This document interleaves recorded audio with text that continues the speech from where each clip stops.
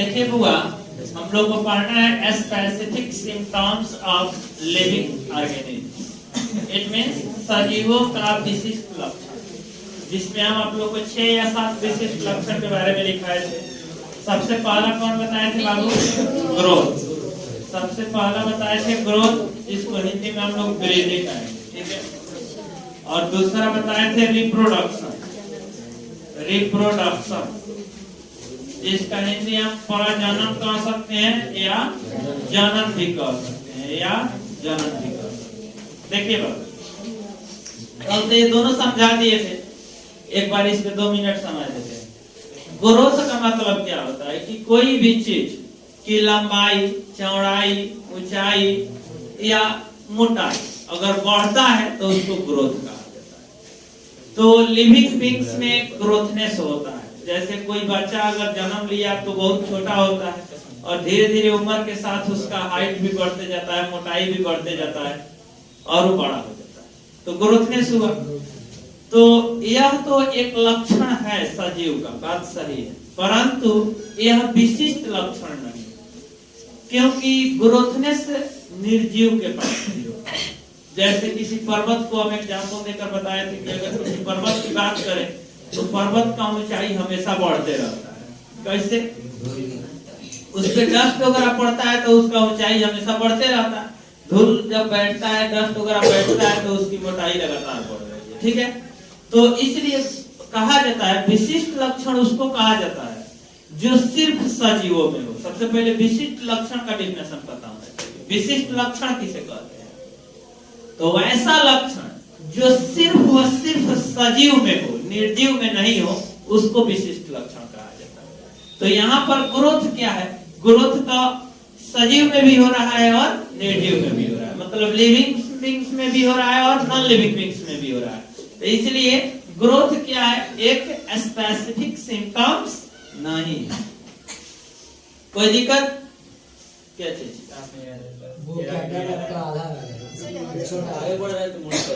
अच्छा, तो कोई बात नहीं। यहाँ देखिए, दूसरा पॉइंट आपको बताए थे।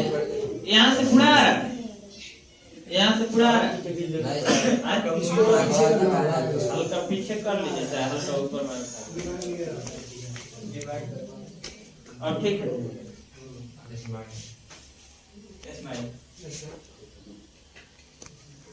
ठीक है।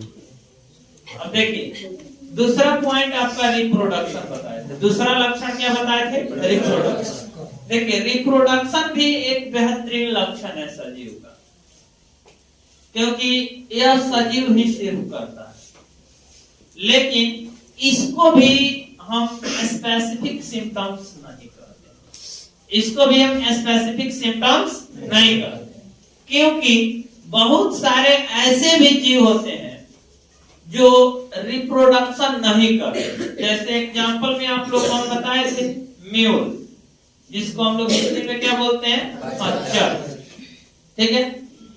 दूसरा आपको बंध्य मनुष्य भी बोल सकते हैं। बंध्य मनुष्य में आपको फीमेल और मेल दोनों होता है। एक तरह से आपको बंध्य मधुमक्खियां भी हो सकती है।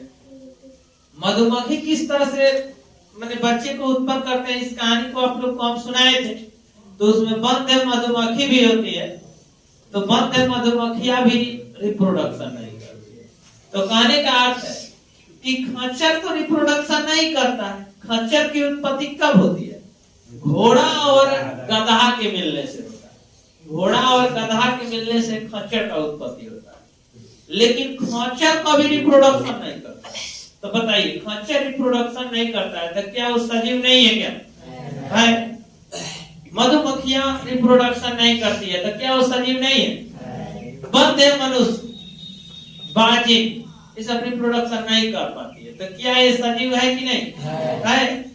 तो कहने का अर्थ सजीव है, रिप्रोडक्शन नहीं कर रहे हैं। अर्थात कहा जा सकता है कि रिप्रोडक्शन भी सजीव का एक विशिष्ट लक्षण नहीं है।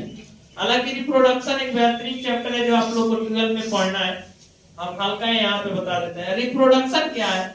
एक प्रक्रिया है जिसके द्वारा फीमेल और मेल आपस में मिलकर या कभी कभी सिंगल बॉडी भी अपने ही जैसे संतति का निर्माण करते हैं। जैसे माता पिता के संयोग से हम सब यहाँ बैठे हुए रिप्रोडक्शन करते हैं, तो इसमें क्या है? अब देखिए आपको पैरामीशियम हो गया, हाइड्रा हो गया, ये सब रिप्रोड्यूस करके अपने आप को नया जीव उत्पन्न करते हैं। तो इसमें देखिए मैंने बताया डिफिनेशन में कि इसमें क्या होता है कि मेल और फीमेल मिलकर, कभी कभी सिंगल बॉडी। तो यहाँ कहने का अर्थ है कि रिप्रोडक्शन दो प्रकार का होता है। रिप्रोडक्शन कितने प्रकार का होता है? दो प्रकार का। एक होता है सेक्सुअल रिप्रोडक्शन, एक होता है सेक्सुअल रिप्रोडक्शन, सेक्सुअल रिप्रोडक्शन, और एक होता है असेक्सुअल रिप्रोडक्शन, असेक्सुअल रिप्रोडक्शन। देखिए इसको हम लोग लैंगिक जनन कहते हैं, इसको अलैंगिक जनन कहते हैं। लैंगिक जनन में दो ठो मतलब कह सकते हैं कि लिंग की जरूरत पड़ती है, अर्थात मेल और फीमेल की जरूरत पड़ती है। जैसे माता पिता के मिलने से हम सब यहाँ उपस्थित हैं, तो माता पिता दो हैं, एक मेल है और एक फीमेल है। तो ये सेक्सुअल रिप्रोडक्शन के दौरान होता है, और असेक्सुअल रिप्रोडक्शन के दौरान मेल फीमेल की जरूरत नहीं पड़ती है।